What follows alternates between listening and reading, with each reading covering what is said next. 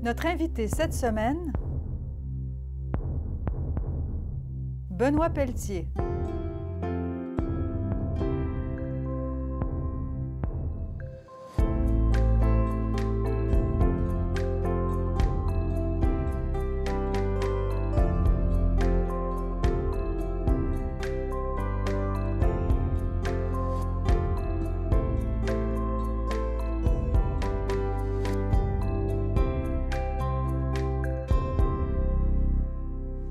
Benoît Pelletier, bonjour. Bonjour. Bienvenue à Mémoire. Merci de m'accueillir. Donc là, vous arrivez dans Chapleau.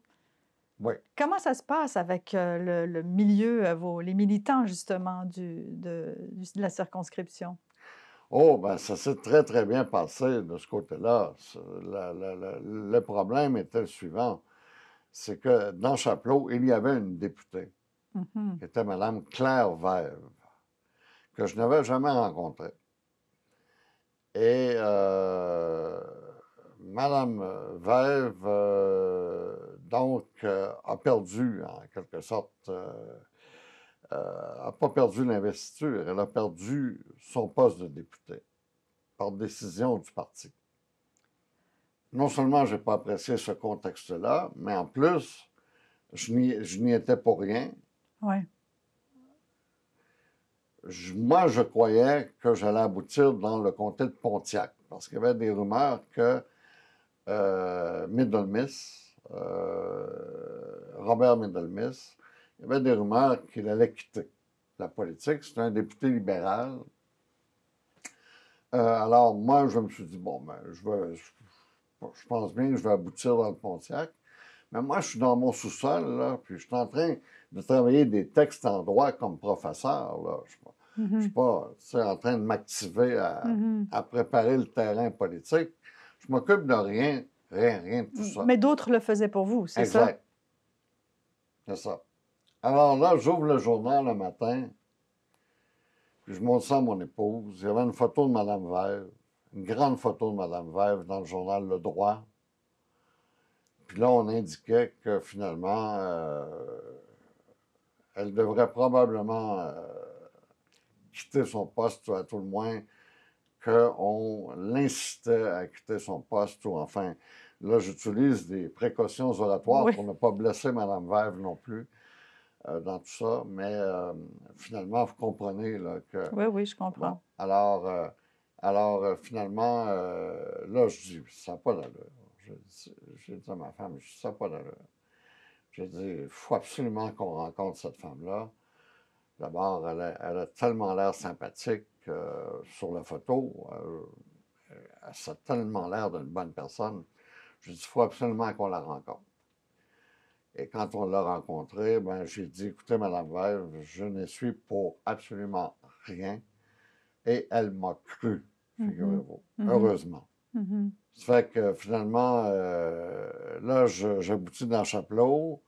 Je vais rencontrer l'exécutif de Mme Vève, mais là, les membres de l'exécutif, eux, me regardent avec une certaine méfiance, Oui. parce que, bon, enfin, mais ça a très, très bien marché. Ces gens-là m'ont appuyé instantanément, et puis, et même Mme Vève m'a appuyé. C'est vraiment extraordinaire là, quand on pense à ça, là. Même Mme Vève m'a appuyé. Pendant la campagne électorale, j'ai fait un événement pour lui rendre hommage. Ça devait être très dur pour elle, j'imagine, d'y assister, mais elle a assisté à l'événement. Moi, j'étais profondément triste, profondément attristé par le sort qui a été réservé à cette dame-là. On ne refera pas le passé, mais qu'est-ce que vous auriez fait si vous l'aviez su? Ah, ben, j'aurais dit au parti, j'ai trouvé moi un autre comté. Je veux dire, moi, je n'avais pas d'exigence particulière, rurale, semi-rurale, urbain, je n'avais pas d'exigence particulière.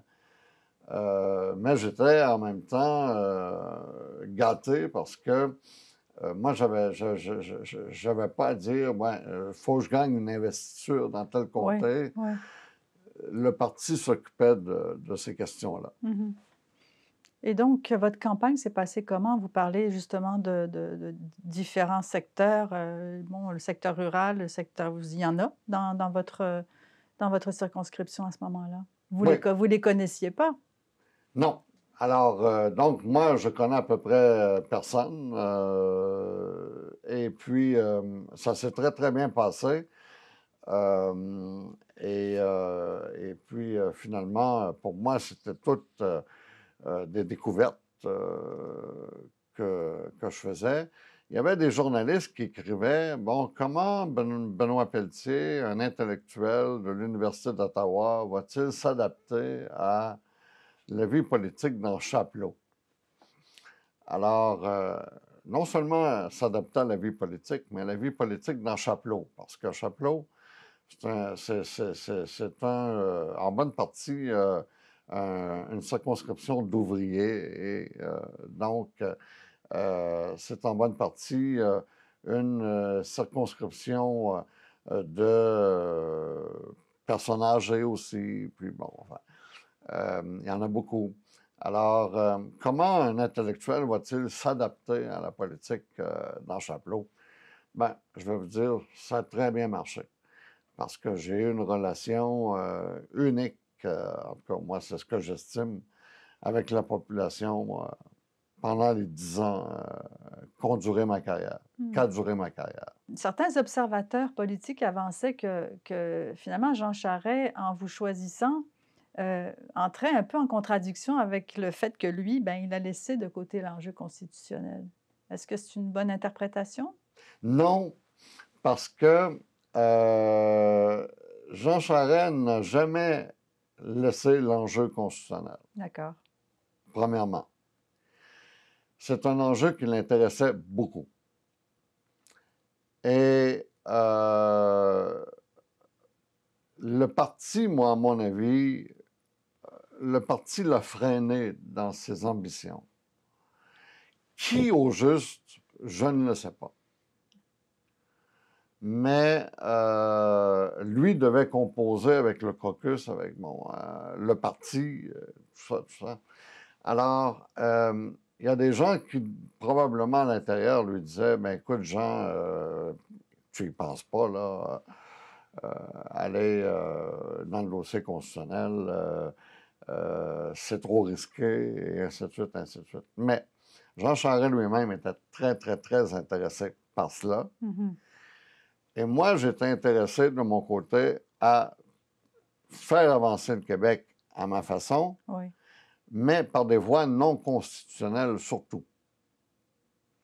En d'autres mots, je ne voulais pas tout miser sur le dossier constitutionnel, mais je me disais, si on peut faire progresser le Québec à l'intérieur du Canada sans toucher à la Constitution, on aura fait une œuvre utile.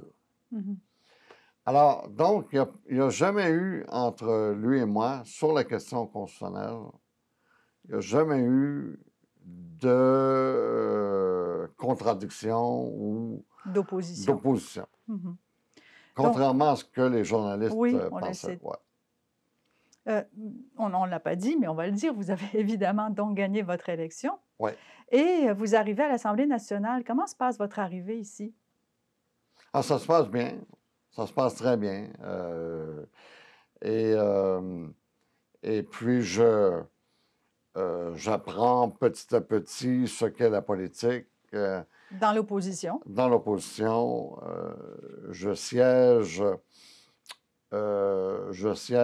dans un milieu prestigieux, l'Assemblée nationale du Québec. Ça se passe très bien.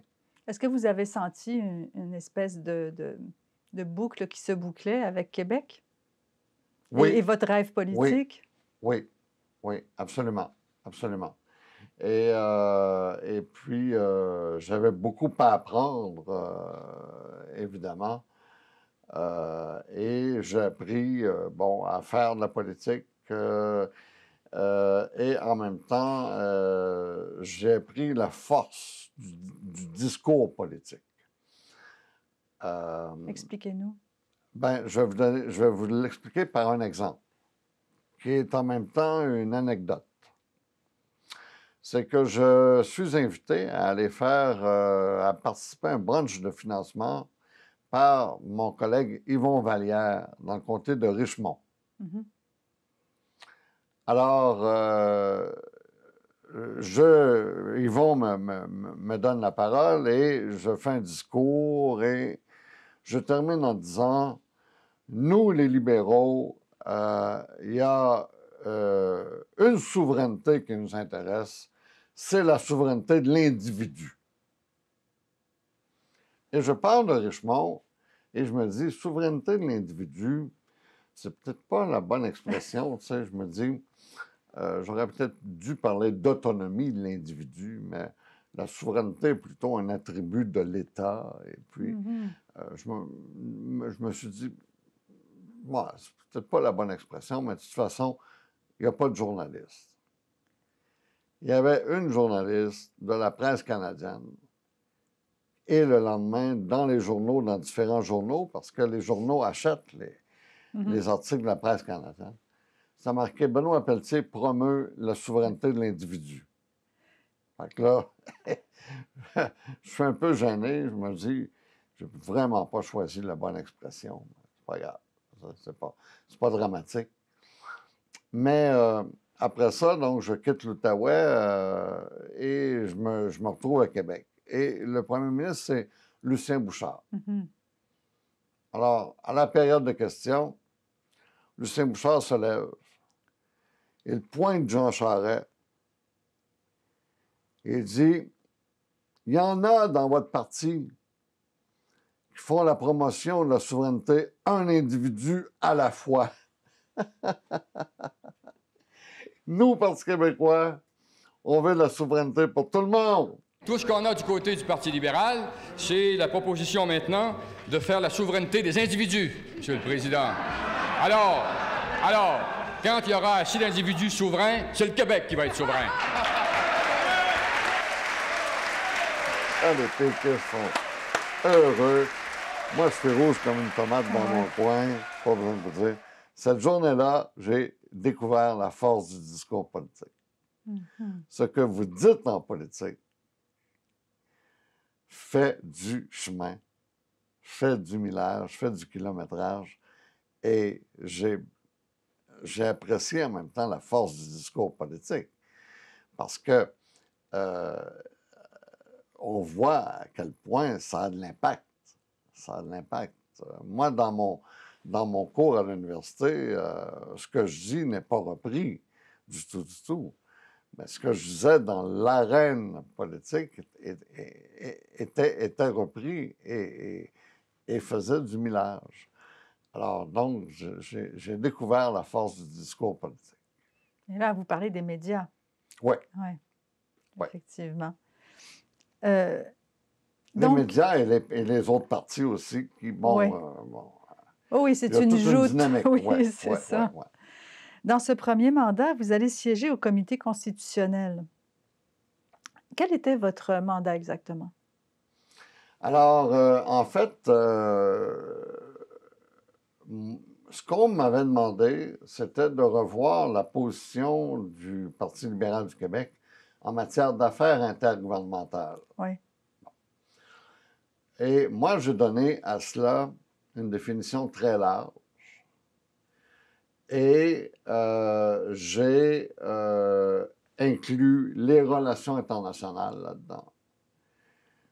Les enjeux nationaux comme la langue, l'identité, l'interculturalisme Mhm. et même le rôle de l'État. Est-ce que vous diriez qu'il y avait beaucoup d'attentes face à votre engagement? Ben, je dirais que dans le Parti libéral du Québec, ça n'a pas été long que l'attente qu'ils avaient, c'était que je sois relativement silencieux. Parce que le dossier constitutionnel était un dossier auquel ils ne voulaient pas toucher. Mhm. Et ils ne se sentaient pas à l'aise avec ce qu'on appelle le dossier national. Ah oui. Mais finalement, il y a la défaite de M. Charest Ouais. et il est critiqué au sein du parti, en fait, pour avoir tenu un discours pas suffisamment national. Est-ce que c'est un peu ça l'analyse? Parce que plusieurs l'ont faite, cette analyse. Oui, puis voyez-vous, encore aujourd'hui, c'est l'analyse qu'on fait des déboires du Parti libéral du Québec Mmh. avec la population francophone. C'est que, vous savez, d'abord, le nationalisme. Le nationalisme est un concept péjoratif dans bien des pays, hein. Mais ce n'est pas le cas au Québec. Ce n'est pas le cas au Québec. Le nationalisme, c'est d'abord la conviction qu'on appartient à une nation. C'est d'abord ça. Moi, pour moi, il n'y a comme aucun doute que les Québécois forment une nation et j'appartiens à cette nation. Ça n'empêche pas qu'il y ait une nation canadienne, bien entendu. Mais pour moi, c'est une évidence qu'il y a une nation québécoise. Et cette nation-là, ben, je veux son bien. Je veux qu'elle progresse, je veux qu'elle connaisse un essor. Alors, je suis nationaliste. Pour moi, il n'y a rien de péjoratif là-dedans. Mmh. C'est que j'appartiens à une nation, puis je veux son mieux-être à cette nation-là. Oui. Alors, je suis nationaliste. Mais tout en étant nationaliste, je suis fédéraliste. C'est-à-dire que pour moi, il n'y a pas d'adéquation, il n'y a pas de lien contingent, lien nécessaire entre une nation et un État. Ce n'est pas parce qu'on a une nation qu'il faut que cette nation-là devienne un État. Oui. Bon, en d'autres mots, une nation peut très bien choisir d'évoluer et de se développer à l'intérieur d'un lien fédéral, Mmh. OK, sans former un État en elle-même. Alors, c'est ça. Donc, moi, j'ai toujours été à l'aise avec ces concepts-là, y compris avec le nationalisme. Pas un nationalisme exacerbé, un nationalisme inclusif, Oui. par ailleurs, mais pour moi, ça ne pose pas de problème. Mais pour bien des libéraux, le mot nationalisme, ça sonne péquiste. Oui. Bon, ils C'est vont dire, risqué. bon, ça sonne péquiste. Oui, mais écoutez, vous siégez à l'Assemblée nationale. Voulez-vous me dire où est-ce que vous siégez? Mmh. Siégez à l'Assemblée nationale. Il y a une nation ici. Mais pour plusieurs, c'était quelque chose qui était très, très dur à avaler. Est-ce qu'à ce moment-là, vous avez, formulé le souhait peut-être, quelque peu dans votre conscience d'essayer de vous présenter à la chefferie? Oui, c'est-à-dire que, Pour essayer d'influencer sur ce sujet-là, justement? oui, mais en fait, essayer de me présenter à la chefferie, je pense que l'expression est trop forte parce que j'ai pas fait d'effort pour accéder à la chefferie. Est-ce que j'aurais souhaité, cependant, devenir chef? À un moment donné, oui. Oui. Mais pas au tout début. Au tout début, moi, j'avais trop à apprendre avec la politique. Et puis, donc, j'avais beaucoup à apprendre et puis je ne me voyais pas du tout chef du parti. Mmh. Mais à un moment donné, j'ai espéré, à tout le moins, que mon nom soit considéré comme chef. Mais je n'ai jamais fait de démarche, jamais fait de rien qui compromette ou qui soit de nature à remettre en question la chefferie de Jean Charest, par Mmh. exemple, quoi que ce Mmh. soit, là. Jamais fait de démarche. Mais dans mon fort intérieur, si j'avais eu cette chance-là, cette possibilité-là, euh, j'aurais été content. Mmh. Mm. Vous présidez, le comité constitutionnel du Parti libéral, du Québec et à la faveur d'une entrevue avec, Le Soleil, vous révélez une première partie à un moment donné. Vous dites, «Le Québec devra se doter d'un projet collectif fondé sur l'amélioration des soins de santé, du système d'éducation, pluralisme, diversité, reconnaissance des Autochtones, liberté individuelle. Est-ce que le Québec était si mauvais élève? Non, mais je suis en train, sans le dire, de jeter les bases d'une Constitution du Québec. C'est ça. C'est-à-dire que la Constitution du Québec, premièrement, moi, j'estimais que c'était un sujet que je ne pouvais pas aborder trop directement dans le Parti libéral du Québec parce que, bon, il y a une Constitution canadienne, puis les gens voient mal comment il pourrait aussi avoir une Constitution du Québec. Puis bon, enfin. Mais néanmoins, quand j'avais l'occasion, j'en parlais, mais de façon détournée. Et l'idée de la Constitution du Québec, c'est la suivante. C'est qu'on dit aux nouveaux arrivants, on dit aux immigrants qu'on souhaite leur intégration. Bien, je vous pose la question, s'intégrer dans quoi? Est-ce qu'on est capable nous-mêmes de définir ce qu'est notre société? L'intégration passe d'abord par cela, passe d'abord par la capacité qu'a une société de se définir avec ses traits culturels, ses valeurs, ses principes, ses normes, ses traits linguistiques, et ainsi de suite. Alors, moi, une Constitution du Québec, j'y crois parce que je pense que le Québec doit faire un exercice où il fait le point sur les valeurs qui, en fin de compte, sont communes aux Québécois ou rassemblent un grand nombre de Québécois. Et j'avais toujours des membres du Parti québécois qui disaient « Ah oui, ça va être le premier geste d'un Québec souverain. » Fait que ça refroidissait mes militants libéraux, ça refroidissait mes députés, pas besoin de vous dire.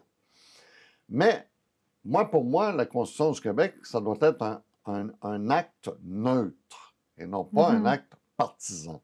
Il n'y a pas plus de place pour que ce soit un document qui fasse la promotion de la souveraineté qu'il y a de place pour que ce soit un document qui fasse la promotion du fédéralisme. Il faut que ce soit neutre, ce document-là. Il faut que les gens vraiment s'y reconnaissent. Bien, quand je faisais parfois des déclarations publiques, j'étais en train, sans le dire vraiment, de jeter les bases de ce qui pourrait devenir une Constitution du Québec. Est-ce que certains autour de vous attrapaient la balle au bon puis essayaient de dialoguer avec vous plus avant sur cette question? Est-ce que Non. Non, hein, il n'y avait aucun intérêt. Non. Ça devait être difficile aussi pour vous parce que c'était quelque chose qui vous tient encore à cœur d'ailleurs. Oui. Mais en même temps, je comprenais que, bon, dans la politique, pas dans la politique, dans la société, il y a des gens qui ont toutes sortes de convictions, toutes sortes de perceptions, de croyances, et que je me disais, bon, ça fait partie de la vie. Oui. Ça fait partie de la vie en société que, finalement, moi, je sois bien motivé par des idéaux nationaux, Oui, un mais idéal. qu'il y a des gens qui ne soient pas motivés par ces idéaux-là et qui craignent qu'on caresse, un tant soit peu, un projet national. Oui, puis même, il y a un député un député du Parti québécois qui a dit que vous étiez jovialiste. Oui, mais ça, c'était l'image. On cherche toujours à mettre une couleur sur les gens ou les partis politiques quand on est en politique. Et moi, la couleur qu'on me mettait, c'était celle d'un jovialiste parce qu'on se disait, il croit encore à la réforme de la Constitution, ce gars-là, mais il ne voyait pas nécessairement tout ce que je faisais pour faire progresser le Québec sans toucher à la Constitution, là. Puis il ne savait pas que, dans le fond, c'était un objectif pour moi, ça. Et que je ne faisais absolument pas d'obsession constitutionnelle. Mais mettait la couleur de jovialiste, comme on pouvait mettre la couleur d'être naïf, à titre d'exemple, en disant « Mon Dieu, qu'il est naïf. Mon Dieu, qu'il est naïf. » Mais je suis un gars extrêmement pragmatique. Extrêmement pragmatique. Mais en même temps, je crois qu'en politique, il faut être porteur d'idéaux, il faut être motivé par des choses qui transcendent. Je veux dire, c'est pas seulement qu'une question de construire des routes, puis de construire des ponts, puis finalement de mettre de la ventilation dans les écoles. C'est aussi des idéaux sociaux qu'on doit promouvoir, qu'on ne parvient pas toujours à atteindre, évidemment, bien entendu, parce que la vie est compliquée, puis bon, etc., etc. Mais à tout événement, ces idéaux-là doivent nous nourrir. Alors pour moi, le leadership politique, c'est bien entendu d'écouter la population, mais c'est aussi d'essayer d'amener la population vers de nouveaux horizons qui vont servir le bien commun, puis qui vont servir l'intérêt supérieur, dans le cas qui nous occupe, l'intérêt supérieur du Québec. Mhm. Alors c'est ça, moi, qui me nourrissait. Mais avez-vous l'impression que c'est une dimension qu'on ne trouve plus beaucoup en politique, c'est-à-dire l'idéal? Oui, oui, absolument. Ben, c'est l'impression que j'ai. Encore aujourd'hui? Encore aujourd'hui, oui. C'est l'impression que j'ai qu'effectivement, il n'y a pas suffisamment de politiciens qui parlent, en tout cas, de leur idéal. Mhm. Mais bon, enfin, quand même, Québec solidaire est motivé par un idéal environnemental, un idéal d'égalité entre les individus. Le Parti libéral du Québec est un parti qui a toujours défendu avec fermeté les intérêts supérieurs du Québec, qui est l'auteur de la Révolution tranquille et puis des barrages hydroélectriques. C'est un grand parti politique. Le Parti québécois nourrit encore, et tant mieux, l'idéal indépendantiste. Je dis tant mieux parce que c'est ça la raison d'être de ce parti-là. Puis là, il revient à sa raison d'être. Alors, tant mieux pour les indépendantistes là, qui auront plus à se, finalement, À se cacher. à cacher leur idéal. Et puis, le Parti conservateur du Québec poursuit ce qu'il appelle l'idéal de la liberté. Et puis, la CAQ est nourrie par l'idéal de soutenir l'identité du Québec à l'intérieur du Canada. Et puis, finalement, de redéfinir le Québec sur le plan identitaire. Alors, les gens sont encore, heureusement, motivés par des idéaux, mais les députés n'en parlent pas suffisamment de leurs propres idéaux à eux. C'est ce que je trouve. Benoît Pelletier, merci pour ces entretiens. Ça me fait plaisir.